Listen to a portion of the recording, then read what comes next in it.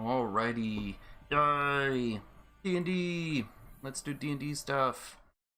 Cool, hello everyone. Hi chat. Hi me. Hi my bots, my favorite bots. Lemon Juice 12, MTG bot, Restream bot, Stream Elements. What's up? What's up? Happy Friday. Hope everyone's doing well. Today I was actually planning on doing some preparation for my Friday night game, but last week, you know, we did they really stalled a little bit on like the witch, so that the content that we prepared is actually still like really ready, and I don't really need to do a whole lot for this. So instead, or Astral Sea generally, like I think I'll call the Astral Plane. So instead, what I'm going to do, is I'm going to be looking at the Astral Plane. Why am I looking at the Astral Plane, you might ask? Well, actually nobody's asking, but I'll answer you anyway, just because I can, and it's my stream and I do what I want, and you can't stop me. Is because my players in the Wednesday night game have arrived in the Astral Plane. They've arrived and they're sort of dealing with a big mess of shenanigans that happens here. So I've populated it to some extent. But I don't know. I think I want to spend a little bit more brain cycles. Let me turn off my phone. On what the hell is actually in there. Just because I've thought about it doesn't mean that I have like it completely fleshed out. So maybe part of what I want to do is spend some time and like actually brainstorming and like putting some ideas in here. I didn't even tweet about this, but that's fine. If it just ends up being me talking to myself, that's also okay. Let's come here and let's create a new mind map. Oh, I only have 3 mind maps? Wait, but I don't have... What do you mean? I only have 1. Oh, no, I don't. There's a mind map. There's another mind map. I don't need this. Can I delete this? Can I delete it? Delete? Yes. Then that way I can create a new mind map. Boom. Is that in here? Yes, I can. Yes, I can. Oh, wow. Even the bots have abandoned me today. Nice. That's perfect. I don't care. So, the Astral Plane. So here's what we know about it for now. I mean, there's stuff. I'm sure we could watch, like, maybe a Jordan video would be interesting, and maybe I'll do that. So, they are in the Astral Plane, aka Astral Sea. Same thing. Got both names. And they've arrived here, and their target is the Astral Dreadnought, which they found. So, fine. Now, what I'd like to focus on a bit is the topography, I guess. The fauna and flora, if that's a thing. Like, why wouldn't it be fauna and flora, maybe?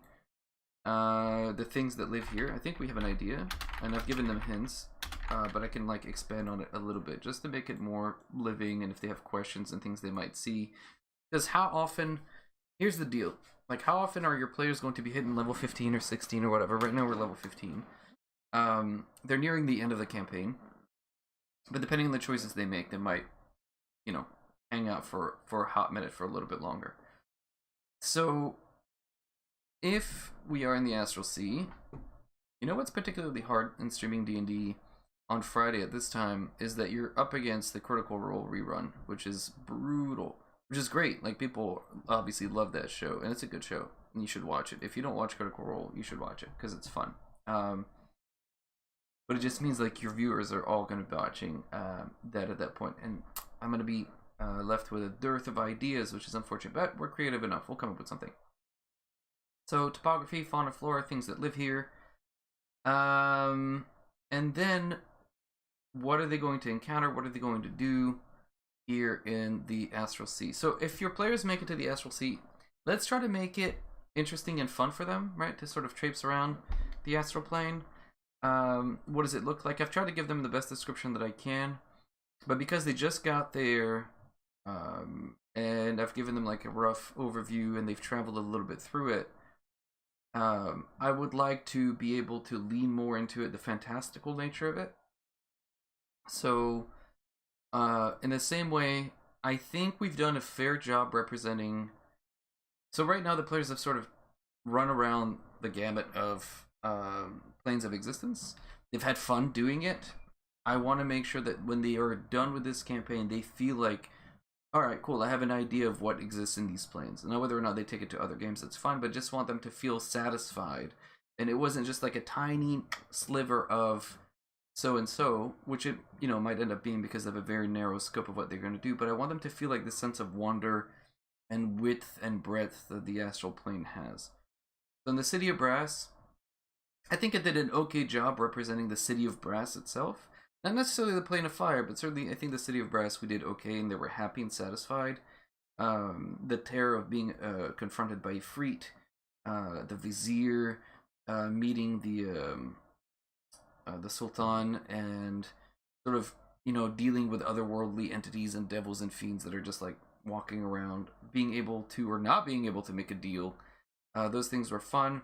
The Feywild, I think they've gotten a good sense of it. It's not just like forest times 10. It's a very varied biodome, and it is bigger and more intense in a bunch of different ways. But I think it's, again, I think they had a good sense. But the Astral Plane, that is a different beast altogether. So we have a bit of information here that we can pull against from the Forgotten Realms Wiki. And so it was described as a barren place of other dimensional nothingness extending in all directions. So I've described these little motes of Earth, and that are floating like various sized islands and things like that. So we can lean on that a little bit more. So maybe we can describe that. I think the cool idea. So if we talk about topography, let's just do some topography work here. Boop. Okay, so no gravity. So there's no up or down, right? I think I've talked about that in the game itself, but I want to lean more into it. Like islands may be upside down to you, but the second you land on the island and gravity pulls you, it fixes itself, kind of thing. And what was once up or down now feels right? So they have these islands and motes of Earth of varying sizes.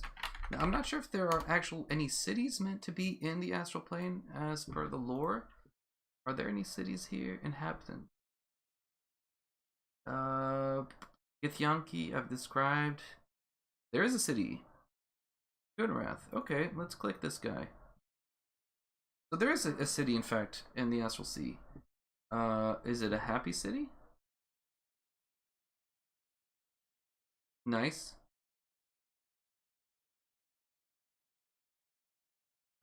Okay, so let's read it. What can we use? The city of Tunarath was a floating mass surrounded by stony moats and drifting bergs. The buildings of the city occupied the entire surface, even underneath. Yeah, that fits. The big honkin' piece of rock. And of course the gravity works both ways, so it would be fine. The buildings of the city occupied even streets littered the cities, full to the brim with merchant stands, fortresses, and tall towers. Tunarath had 6 large constructed arms, each of which acted as a docking station. Nice. Tunarath was built on top of the corpse of a long-dead deity referred to by Vlakith as the One in the Void. This deity was believed to have been dead since long before Gith had freed the Githrays from the Mind Flayers. However, even millennia after its demise, the deity was thought to still possess some spark of divinity. This thought was mostly due to the occasional earthquakes that occurred throughout the city. In the late 15th century DR, groups of red wizards of Thay ventured into the underground dungeons of Tunarath in search of artifacts and remains of the One of the Void, escorted by Githyanki knights. In one of those expeditions, the wizard retrieved a large adamantine container that pulsed and resounded as if it contained a large beating heart. Nice. What adventure is that from?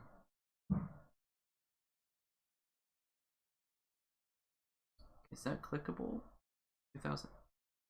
Is it in Mordenkainen and Stone of Foes? Page 91-92. I should really... Yeah, Folly of Arrows of Total Destruction. Maybe. But that's interesting. I don't remember reading that in Mordenkai's Tome of Foes. I like that. Okay, so what we're gonna do, let's come back here. So there's a city, which I was very ignorant of, Tunarath. Is that how you spell it? Oh, there's no capital here, Tunarath.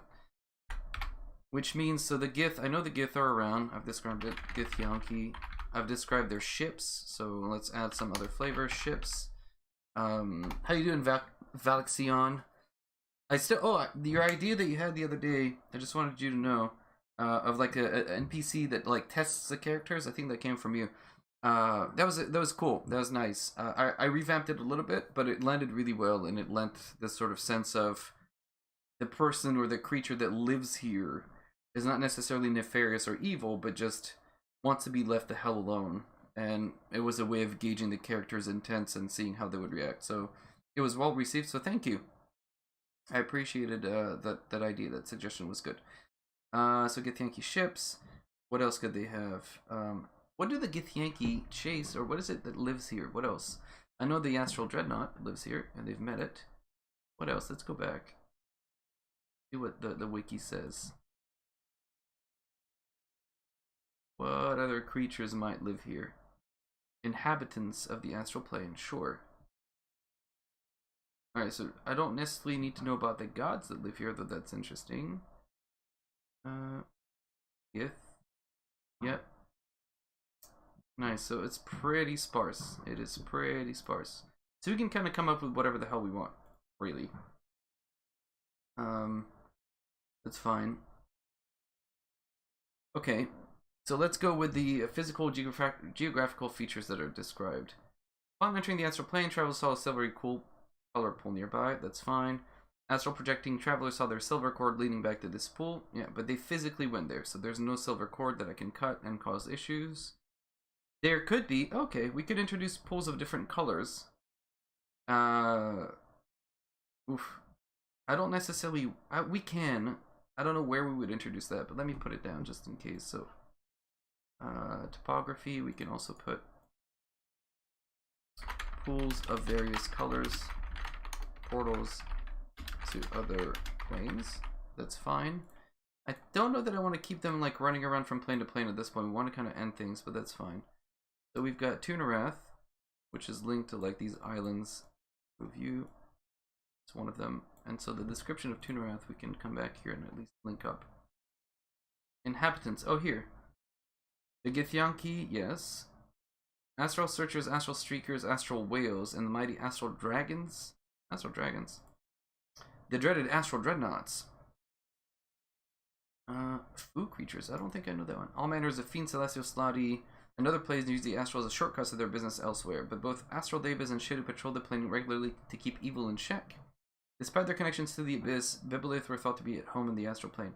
Cool, so what we could do... Oh, Spectral Hounds we can add as part of the Gith. I like this idea of seeing... Spectral Hounds. Of seeing these portals pop open and close. So let me move. Oops. Why is it not letting me move? Come on. So, topography. We can also have these small portals, or we'll call them rips and tears, in the plane that display various devils, fiends, etc. moving through. So we can describe that to the players. That's a cool thing, right? They're walking around, they're floating around in the astral sea, and then boom, popping out as like a devil or slot of some kind that just kind of looks around like the creeps that they are, and then moves again through another tear and getting from place to place. We can describe those little elements just for flavor, or maybe they can do something with it. But this is kind of cool. I like that. I want to add the description here we had of Tunarath, just to have the reference later and have the image. Is there a way I can get this image? Yo, that is a sick... I love this picture. Copy image. Let me get the link here first going. I'm not sure what's happening.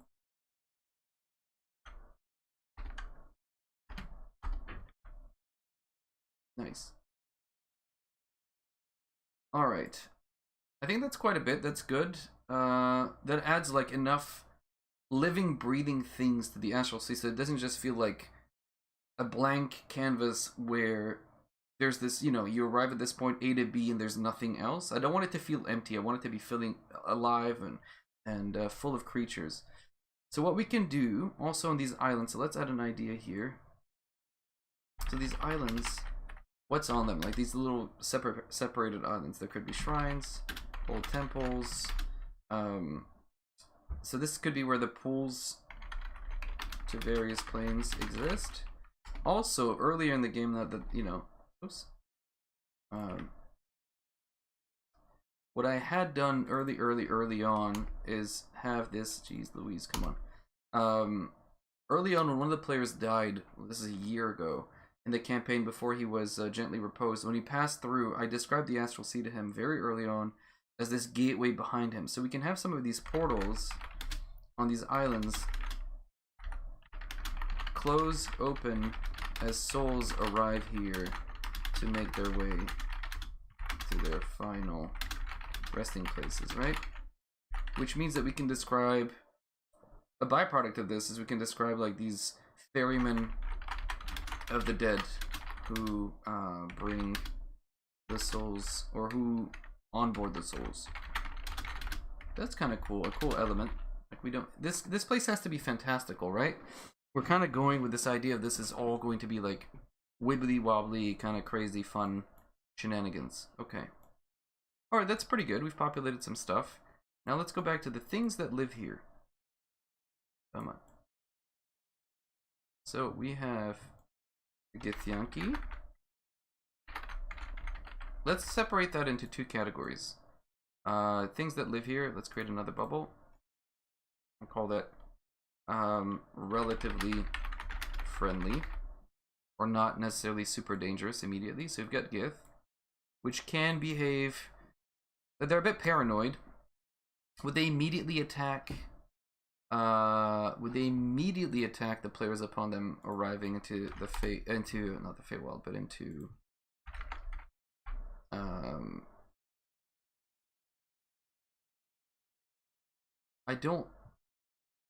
I mean, probably, right? They're slavers. So we can't put the Githyanki anywhere near this pile. I'm thinking of the Githzerai, right? Or like the more happy, like they're more lawful, they're neutral, right? The Githzerai, where the Githyanki are like straight up evil murder hobos. Is that right? I'm gonna guess that's true. Cool. So relatively friendly, no. And then absolutely not nice. Put it this way. So the Githyanki are a bunch of douche nozzles. Here we have, so described, we have some Deva, we have some, what else did they talk about? What are foo creatures? Oh, Leonine Celestials. Yo, I kind of like this. I've actually not heard of them. Can I, is there a picture of these foo creatures? I actually didn't know too much about them. Oh, cool. Yeah, this is more of a 3rd edition, I guess, had these foo creatures. Oh! Oh yeah, in the Tome of Beasts, or in the Monsters of the Orient, somebody has reused this idea. That's cool. That's where I know it from. Hey, Wizard! I tried whitelisting Discord in my Windows Defender. I'm hoping this helps random disconnecting issues. Also, hello! Hello! Why am I not seeing you in chat? I'm not seeing your name pop up in chat. I'm not sure. I'm not sure if you're still there, but if you're still there, hi, Wizard. This is weird. My channel's acting a bit weird.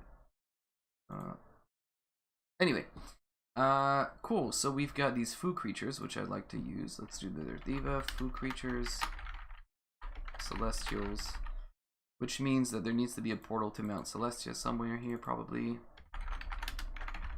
which I'll bring back up here. Topography. The topic of discussion today, Wizard, is we're talking about the Astral Plane. So the context for this, I've got my Wednesday game, which has now evolved to like high-level gameplay, 5 level 15s, and so the meta information around it, I guess, is that how often none of them have ever gotten to this level before. This is like my 3rd or 4th campaign ever since I've started playing across any edition that we've gotten this high. maybe my 5th. Like it's in the low numbers. Like it's not in the 10s. It's pretty low. And so anytime I start hitting these high level areas of gameplay, I think every GM's sort of reaction is like, cool, this is great. I want to lean into all this fantastical stuff that exists in the D&D verse and allow the players to travel, you know, like, and experience like crazy fun stuff. Because otherwise, you know, well, I hit level 15, what'd you do? Well, we were still killing really giant big rats in the sewers under Freeport. Well, that's not really fun, right? And every video game evolves the same way, right? Like you hit max level or you're near the top. Now I'm starting to fight gods and deities and threats and all that stuff. So the players have been jumping from plane of existence to plane of existence, and they've arrived in the Astral Plane. And what I'm trying to do is populate the Astral Plane so that it feels like a living, breathing place and not just a convenient backdrop for them to have their adventure. I mean, that's kind of what it is, but let's introduce cool things and wow moments instead of just, well, you are in a gray goop of mists. Here's the thing that you want to kill it, you leave. So I'm trying to add like elements. So I've broken it down into like roughly some categories, and I'm taking from the wiki as well because I'm not an expert in any of this. I'm not an expert in anything. Let me just be clear. And so I'm using this mind map to sort of organize. Yeah, so here we have, yeah, so see, so the topography, fauna and flora, which kind of falls, I guess, into the subcategory here. And then things that live here. Select mode. And I've broken the things that live here into relatively friendly and absolutely not nice. So an Among Us expert, buddy. Oh, speaking of which, I don't have a command for it. If anybody in chat that I recognize, or anybody that comes from Scotty's stream or Wizard's stream that they can vouch for, tomorrow at 10:30 a.m. I'll be on a little bit before, but we're aiming to start Among Us around 10:30. It might not kick off right away. What I'm expecting will actually happen is this. I'll get on around 10:15 or something. We'll probably play some GeoGuessr while we wait for people to show up. If we have 10 people, we'll get started on time. If we don't, what I'm guessing will happen is when Scotty ends his stream, his viewers that don't want to watch any more Magic might filter over and play. They're the ones who have been asking me, can we do an Among Us game?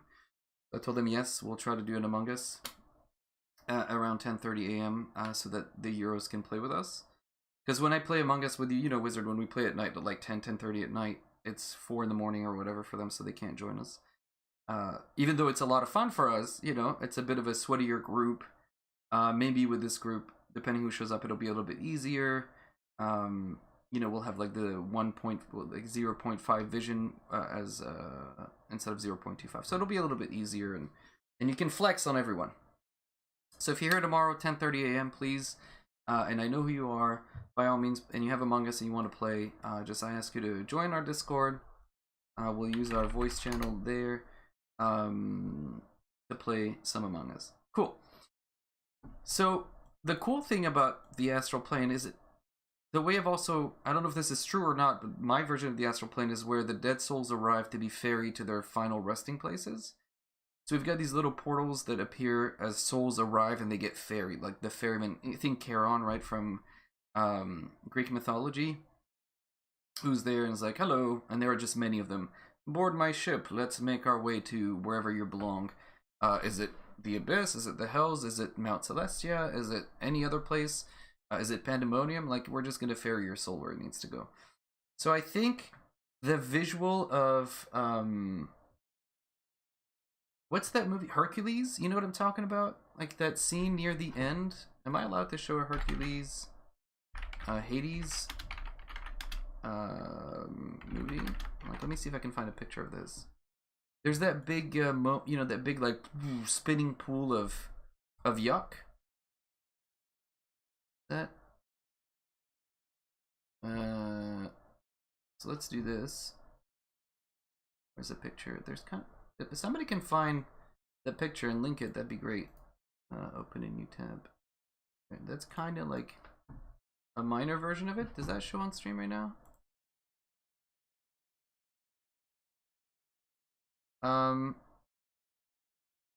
Yeah. Also, when the Fairy Master sounded like, "What's up with you fools?" Maybe, maybe. So, okay, let me contextualize why they're in the astral plane right now. I guess.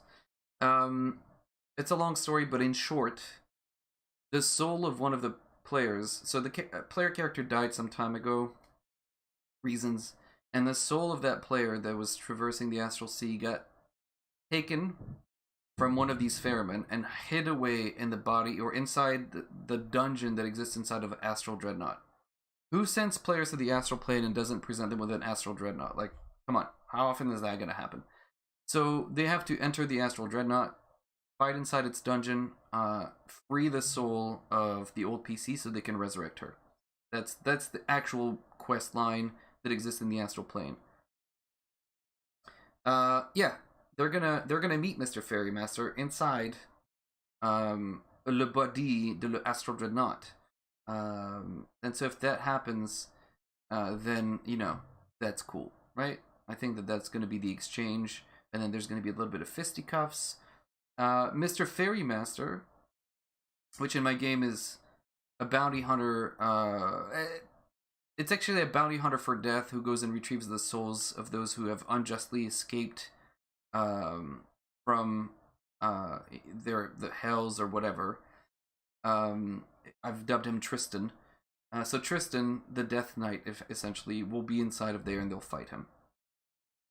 And so Tristan will be inside the dungeon, but which is fine, right? Like, I think it's a fine quest line, and then, you know, he's a beefed up version, and we'll see what happens there. But what happens around all of that, like as they traverse the astral sea or the astral plane, and I just want to populate it and make it cool so that they go, wow, we've really been in the astral plane. So far we have so the topography, pools of various colors for portals to other planes of existence, no gravity, so no up or down. The way you move is through willing yourself to move. By the way, I should add that, willing yourself to move. And what I've added to that is the sort of, what is it, Stay Puft Marshmallow Man? If you think about something too much, you can actually will it into existence. So I'm not sure how to use that. I've allowed myself, like I presented that to the players as an option, because I think it's just cool. It's like the Plane of Dreams, or I think the Githyanki are like kind of have psionic abilities. Ooh, that's a cool idea, Wizard. I like that. The bodies. So what Wizard saying? Are there the dead souls of some of the creatures, people, monsters they've killed? Any memorable people that have died? Yes. That is super cool. Absolutely not nice. We've got Githyanki, Astral Dreadnought, and souls of things, people they have killed during their adventure. And you know what? That's such a cool idea, Wizard. That's what is going to be accompanying the bounty hunter inside the Astral Dreadnought. Let's make it the bounty hunter plus X amount of characters that they've killed in their adventures, memorable ones, and I've got a plethora of them. That is this is why I stream. It's not for me to really teach you guys anything, because I wouldn't presume to do that. Instead, like, that is such a cool idea. That is 100% what's gonna happen now. So let me do this. I'm gonna. Can I bold this and italicize and make this like super big because it's so good? Yeah, absolutely. I love it. So now they're gonna be Tristan plus X amount. So we have Isurus that could be in there. There's Cesaram, the old beholder that they killed, that could be in here. What else could be in here? They've got oh, the guy, yeah, Isurus is the guy that, oh, Al-Jawaf, that took the eye of one of the player characters. That's dope. The fire giants that they killed. What other creatures of importance have they killed? I'm stretching my brain to think. They never killed the fire dragon. They skipped that fight. Oh, the juvenile kraken, the fire kraken that they fought could be back in here. So we've got options. We got options. Was there a good person that they couldn't save? Yes. Oh, that's so evil. You know what? There was... Oh, this is really mean. I should do that. One of the characters had a curse on him, a Vistani curse on him. And the wording of the curse made it so he could either return what was stolen from that family because he was a thief, or if he removed the last of their line. And the last of their line was a woman and her child.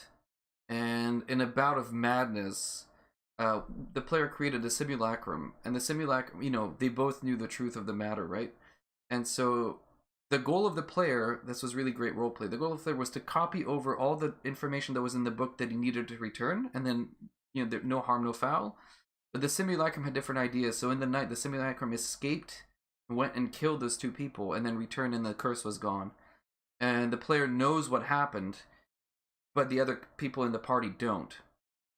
So why would the mom not be there? And she could be a beefed up, you know, now it's her soul, right? So I can do whatever the hell I want with it. It could be angry, like the anger and the hatred that she has for that player character could fuel and make her a significant challenge. Oh, that's so evil. That's so good. So here we can have Isserus. We can have, oh, I forget her name. Oh no, I'll have to dig up her name, but the, mother, the Vistani mother.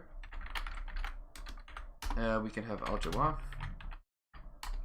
And we can have Cessaran. So this is all brilliant. This is good. I love it. I kind of did like the haunted ghost thing when they went to the Shadowfell, but this is like one step above, and it's a dick move, and it's really what I'm about. Really good. Let's bring back stuff that they've done in the past to haunt them now. Yeah, what else? What kind of fauna and flora would we find in the Astral Sea, if any? So we have the picture of, what is it, Tunarath? I'm never going to get that right. Yeah, this city looks wicked, right? Look at this. I don't think anything, like the Gith, Yankee, obviously not the friendliest people. There's a freaking skull. But what fauna or flora could be in the Astral Sea, the Astral Plane? I don't know if the wiki says anything. Like, again, the world is our oyster. We do what the hell we want with it.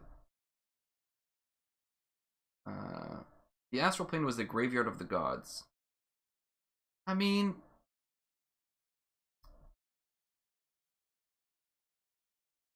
could it, like, we could use, like, maybe a picture, like, so if the gods are dead here, do we want to see, like, the enormous corpse of a god floating by as it is being, like, torn asunder bit by the Gith or other creatures that are just, like, feasting on this godlike body? Dead sprouts of the world tree? Yeah, that could be cool. Why not? So let's have fauna and flora. So we've got dead gods. Oh, it kept the thing. Cool. That's pretty sweet. I don't need the extra bubble, thanks. Moats of the world tree. I think the world tree is an old cosmology from previous editions of D&D, right? If I look this up, world tree cosmology D&D. I'm pretty sure that's like from 2nd or 3rd edition, maybe. If I'm not mistaken.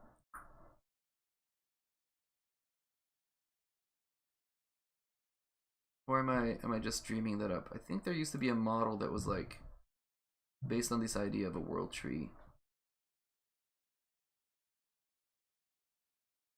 I'm not crazy. I'm not crazy. I don't know, I can't find it. But Realms Cosmology. I don't know. That's fine. We can just do modes of the world tree. Smoke monsters. Yeah, but I'm more looking for like, yeah, I guess. I mean, would they be friendly, not nice? Who knows? Somewhere in between. Smoke monsters, we'll call them. I need to fix the font size. So we've already like got devils, celestials, food creatures, deva. We've got also the slot and stuff that like. So the devils and fiends and friends, friendly devils and fiends, slot, etc. Who use the astral sea, astral plane, as shortcuts. So we can describe that moment, right? We talked about this a little bit ago. I don't have necessarily the world tree, like the cosmology is whatever we want it to be, right? Like if I use Norse mythology elements, Norse world tree, right? didn't feel Yggdrasil. If I want to borrow from Yggdrasil, like, why not? I mean, I'm not. Is it cultural appropriation? I don't know. When I don't know, and I don't know that I really like feel strongly about that being bad right now in this context. But we could certainly have, like, you know, these elements. So essentially, right, the Astral Sea, if we want to use this image, is everything that sits between. So it's easy enough for, like, any of this to be there.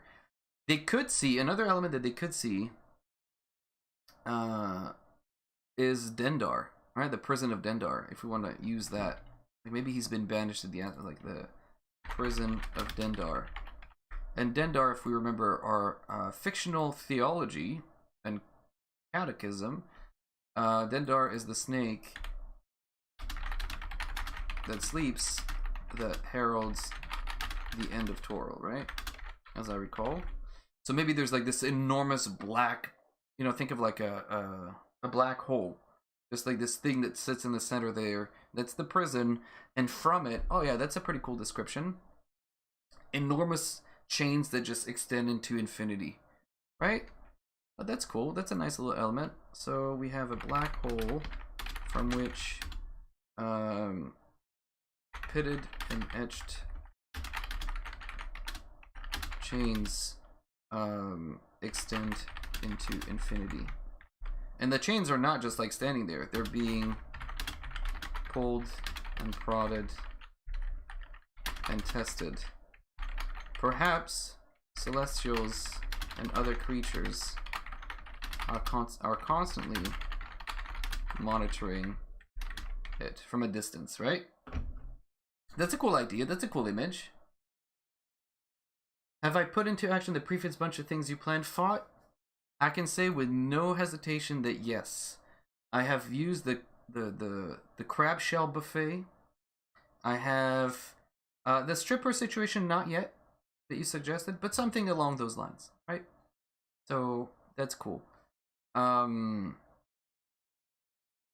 Fought. You weren't there at Scotty's stream, Fought, so I had to play the role of Fought.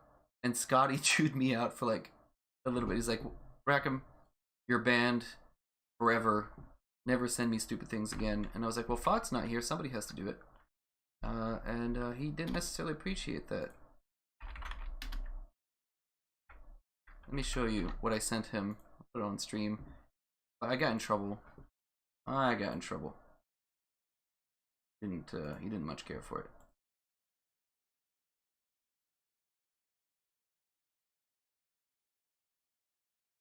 Can I show this? Hang on a second. I showed this thing.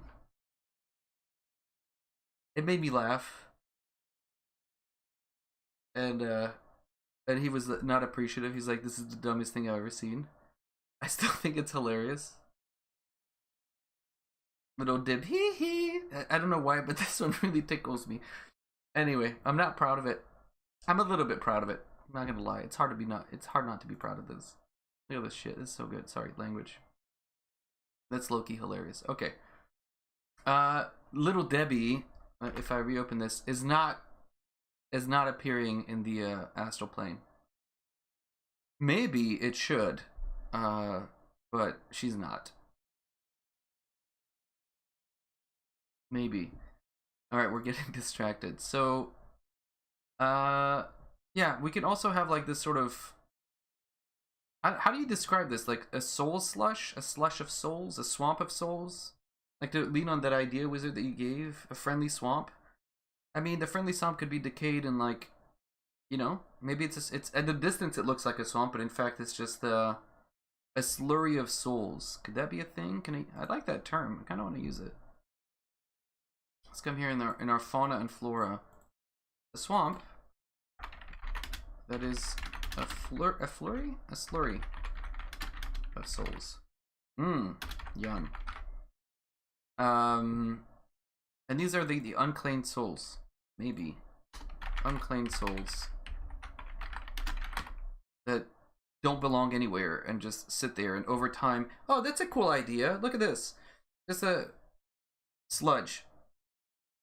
That's a cool idea. This just came out of nowhere. What happens to the souls that don't belong in any of the afterlife? They don't belong to any of the planes. They're sort of in purgatory. They're meant to, like, all right, you're here now.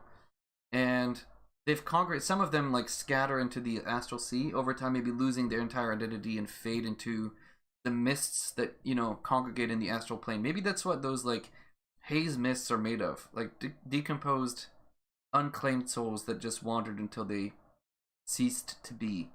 Right? Maybe not eternal. And some other ones have congealed into, like, the sludge of souls that becomes this swamp. Yo, that's such a cool idea. Let's add that in here. Topography. What do we call that swamp? Somebody help me. The swamp of souls? No. That's too on the nose. The soul sludge? So, come on, chat. I believe in you. You're gonna come up with some clever names. I have every confidence. In a pinch, what I can do is go to thesaurus.com and put in the word sludge and see what it comes up with. Muck, slime, goop, ooze, mire. Ooh, mire. Soul's mire? The endless mire, maybe? The marrow? That's gross. I like it. The marrow. The marrow. Perfect. We now have a new location called the marrow. And the marrow... Can you please move the stupid thought bubble? Thank you. The marrow is this. Nice. I like it. Actually, that probably belongs down... I don't know where I put that anymore. But it's in here. That's cool. What did they see? If they come close to the marrow... Okay, so now I have so much more things to present the players with. Right? It's not just, here's an endless thing, boom, there you go. Here's way more stuff that you can explore. I like that. Do we have enough things? I think we're pretty good. I'm not sure if there's anything else we want to kind of chuck in here. Anything else that we could put in the astral sea to make life...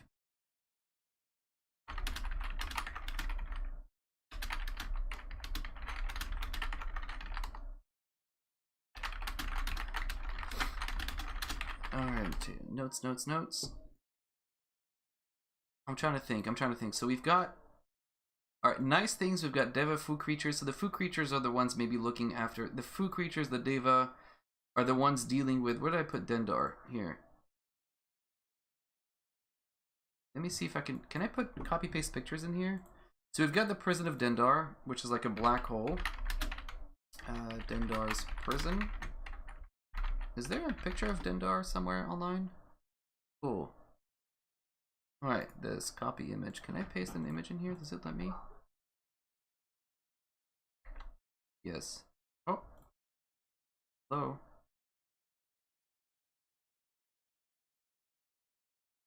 Why doesn't it let me do that? Hey. Dendar. Alright, well, it doesn't like me putting the picture, but we know that's Dendar. The marrow, okay, so we've populated the city pretty well.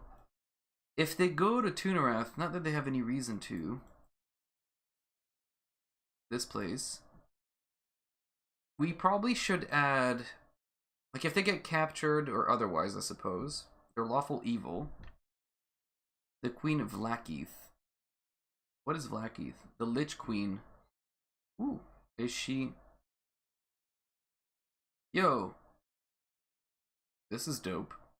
I didn't know about this. So Vlaaki has a red dragon for a consort? I mean, that feels like we're veering way off the current storyline, but is there a reason why they would want to, like, explore Tunarath? And if so, kind of this is where they're going to do it. So can we have a point of interest there if they decide to go there? We need to add something just in case. Because D&D would be great if it weren't for the players constantly throwing things off, which is my favorite part of D&D. What can we have in Tunarath? Let's have a point of interest for the players. Anything at all that they could interest in. An artifact of powerful proportions, perhaps? Something... Oh! I tell you what, one of the players is looking for a way to kill an archfey in the Feywild. Could there be a weapon of such great power that sits in Toonarath? Let me add like a plot point. Plot thingy. I think I like that idea. So, oops. Come on. Work with me. Okay. Weapon strong enough to kill an archfey. A trading post? Sure. So Toonarath has a trading post. They can get anything. But if they're going to go there, there needs to be something super interesting, right? So maybe I can give them, like, if they... Because oftentimes, they have access to gods now, right? Like, they can do... I can't remember the name of the spell, but you can ask gods, like, 3 questions. They're powerful enough. They've directly interacted with Corlon, the Eladrin deity. How about a wayfinder that leads to something powerful? Yeah, I mean, basically... Think about it this way. Think of it as a quest hub, like if you want to use gaming terminology. They arrive to Toonarath, they navigate the space, they pay the fee to enter the city, right? They arrive. And currently, if I want to force them there... No, they have plane shift, so they could just plane shift back. There's no reason for them to be unable to plane shift back. But if they were to lose... Let's pretend they're tuning fork to the Feywild, just for whatever reason. If they decide to go to Toonarath, so first of all, there's an NPC I can introduce there. His name is Acto, and Acto has a transplanar magical shop, and they've met him a few times. He's this drow with like a very thin pencil mustache, like John Waters' mustache, and he travels from plane to plane with his shop. I introduce him in all my games because he's such a cool character to me. And he kicks things from like Menzo Baranza, and then he'll go to the City of Brass and trade and pick up other things. Then he'll go to Pandemonium, to the outskirts of Pandemonium, to deal with the people who dare delve in the bowels of Pandemonium to get some of the artifacts that lay there. He travels all the way. He goes to Mount Celestia. He's not unwelcome anywhere, but he's not necessarily super welcome anywhere. He has shops that appear in Waterdeep. So he's got this rotation. He could certainly have a rotation that arrives in Toonarath. So that could be like a friendly face that they can meet in Toonarath, right? Like, that makes sense to me. So, if they decide to go to Toonarath, and they navigate, like, they pay, again, you have to bribe, or you have to have some reason to be there. We can sort of navigate that space if it comes to it. Why would they want to go to Toonarath? What could they get there?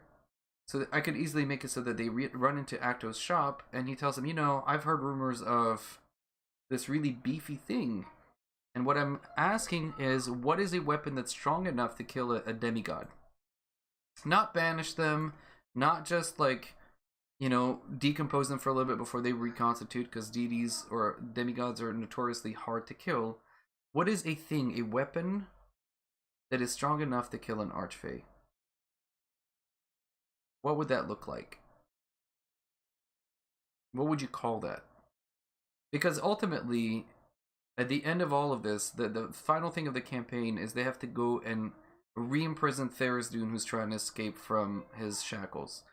So maybe they can double use that weapon to do something, right? I'm trying to think of a weapon that'd be strong enough to do this. And what would that look like? Some ideas. Maybe a prison that you... Basically, maybe you can't kill them, but it's more like an anti-phylactery, right? Where you trap something against its own, like a soul jar that you just trap the archfey inside. Maybe it's just like the silver thread that you can cut in the astral plane to sever something. Maybe there's something that you can do that's the same for a god, where you can sever their power from their body, right? That could be a thing.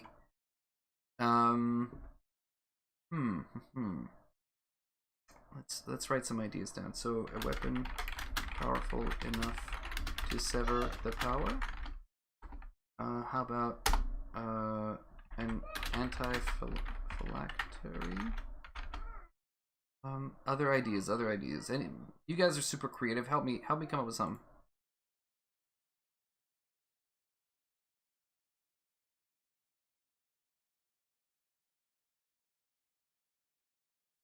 Anything else? I don't know. What is the phylactery? Well, a phylactery is where... Do you know what a phylactery is? I'll define what a phylactery is very quickly then. Think of it as a Horcrux, if you're familiar from Harry Potter. It's where a lich can reconstitute its body after it's destroyed, so it lives on forever. Right? It's the thing that allows a lich to just live on forever. So if a lich is ever killed, but you don't kill the phylactery, it reforms itself in the phylactery after, I don't remember the number of days, months, or years that it might take. So maybe this is like the anti-god phylactery that could be strong enough to kill an archfey. And the reason, I mean, we could easily tie this to what we just learned, right? Everything makes sense if you wanted to. Vlaakith is a lich queen, and she has, over the years, you know, to ensure her continued ruling of Tunarath, collected all the weapons that might kill her. Oh. What is the anti-phylactery? Oh, for the archfey, you mean? What is the archfey's phylactery? Well, they don't necessarily work that way. It's sort of a broad term, I guess. But yeah, how do they work? The way that I've described these creatures are they're the entire embodiment of a particular emotion. So, you know, that's why the Fae are the way they are. They're very whimsical. They're like extremes. So this particular archfey he's trying to kill would be the embodiment of hedonism. Actually, Wizard, this is easy. I've taken Rakdos out of, oh my gosh, the set, Ravnica, and planted him as an archfey in D&D. So what would Rakdos' phylactery be? Something that represents hedonism, sadism, right? I'm not gonna go the way that like my brain immediately jumped. We're not doing that. Could it be an urn? Sure. Maybe something more, maybe something cooler than an urn.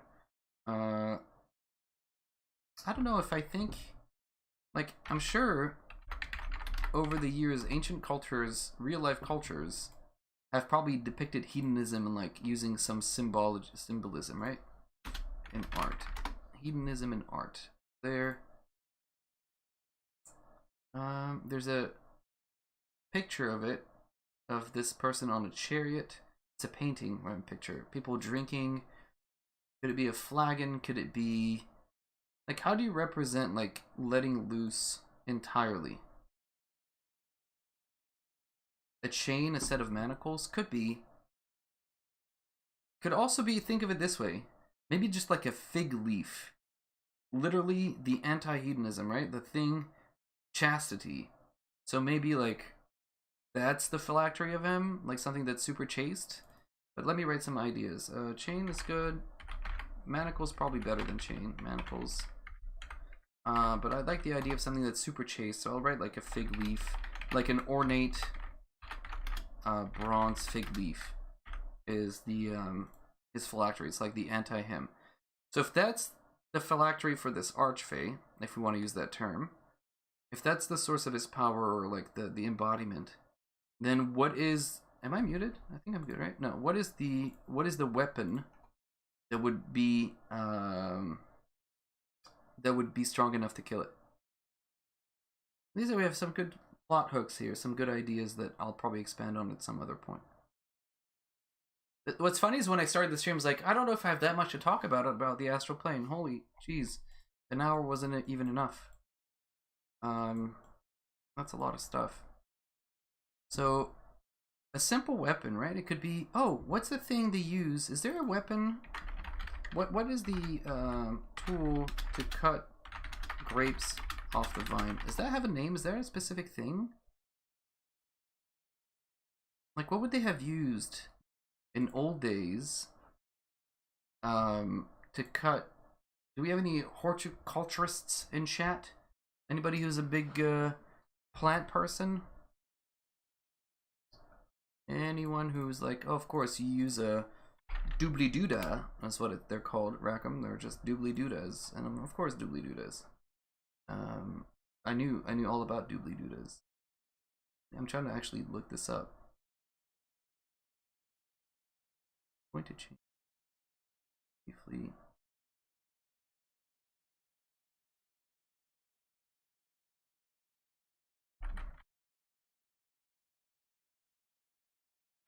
make a quick change. A grape razor fork is what I found. Okay, so the weapon can honestly be just something that simple. A small, diminutive bronze fork. Dude, just like a razor fork. A razor fork, what does that look like? I'm gonna even simplify it and just call it a bronze fork. Like, I don't need to, just to make it like the most, this is the weapon strong enough to kill an archfey. Are you serious? This tiny thing? What are we even talking about? Why? I kind of like that. So basically they'd have to fight the archfey, bring it down to whatever 0 hit points, and then just finish it off with a bronze fork.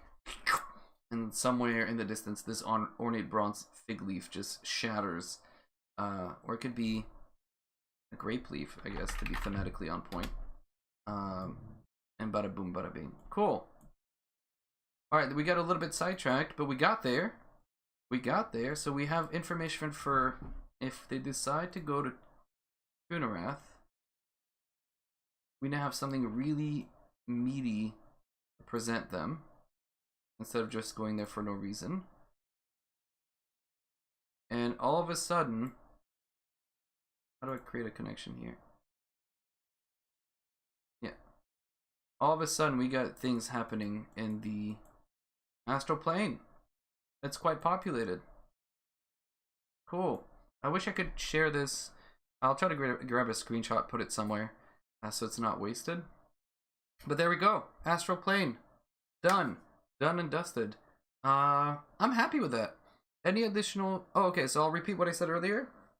Among Us stream tomorrow, 10:30, or the attempt to do an Among Us stream tomorrow, 10:30. We'll see how many people we get on board. If we hit 8, that's good enough. We'll get to it. I'll probably log in a bit earlier just to get GeoGuessr going and get chat going and just get people in here. I'll post it on... I don't really want to post it on Twitter because you get a bunch of randos. So I will put it just in my Discord. Again, join the Discord if you're not in there, if you want to, you know, play with us tomorrow.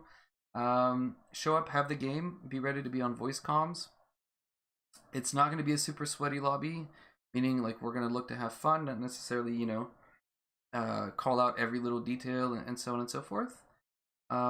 We have fairly, depending on who shows up, I think Occam's is planning on being there, Wizard is being there, Sloth is being there. I hope Morton, maybe Bash Bob can show up, and Jonas maybe.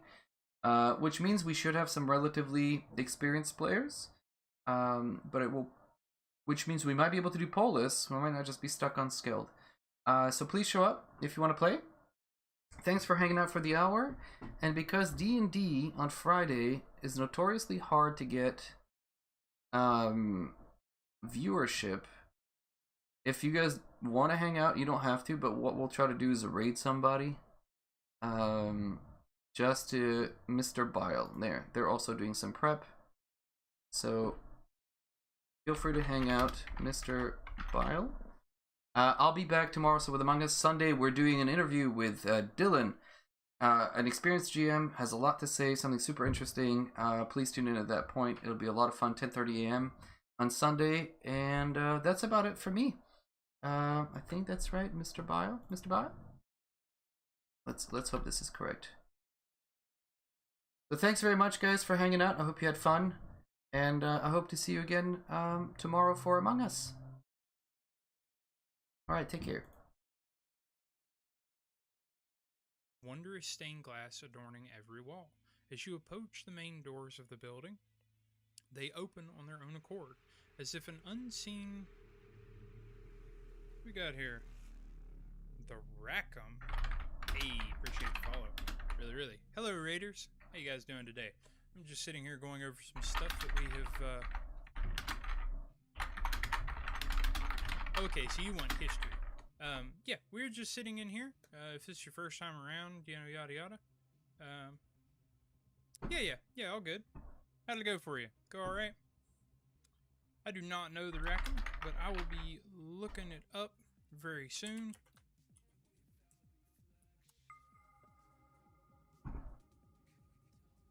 Well, apparently it does not work that way. Boo. Boo. Okay, let's try that again. We're gonna get this, chat. I swear I'm professional. I am professional. There we go. GG streamer. GG's. Pat on the back. Went great? Good. I love it when that type of thing goes great. So, anybody that's new around here, I'm Mr. Bao. I write lore. I write unique little tidbits and stuff that you can throw into your campaigns. I sit here and run my mouth about how to be a DM, how to play Dungeons & Dragons, and what the etiquette is to playing Dungeons & Dragons.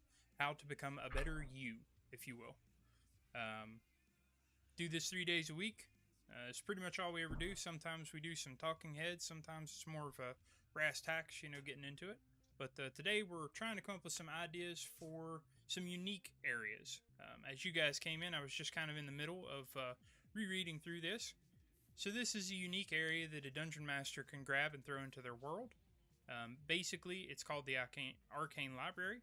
You have some flavor text that you can read off to your players. Then down here it tells you any bonuses or effects that are in the vicinity, and then any notes for the DM, just in case something goes awry and they need a quick little, okay, what do I do with this? But yeah. So we'll go back to the top and start rereading this again. Definitely appreciate the raid, though. Appreciate it. I will remember. Actually, let me make a note while I do all this. So, as you approach the unique-looking building, you take note of the well-kept area around it. There is a small garden surrounding the building, intricate pathways darting to and from the hedges and flowers. The building itself is made of an old stone with wondrous stained glass adorning every wall. As you approach the main doors of the building, they open on their own accord, as if an unseen hand was allowing you access. Within the building, it is fairly dark and filled with the unmistakable scent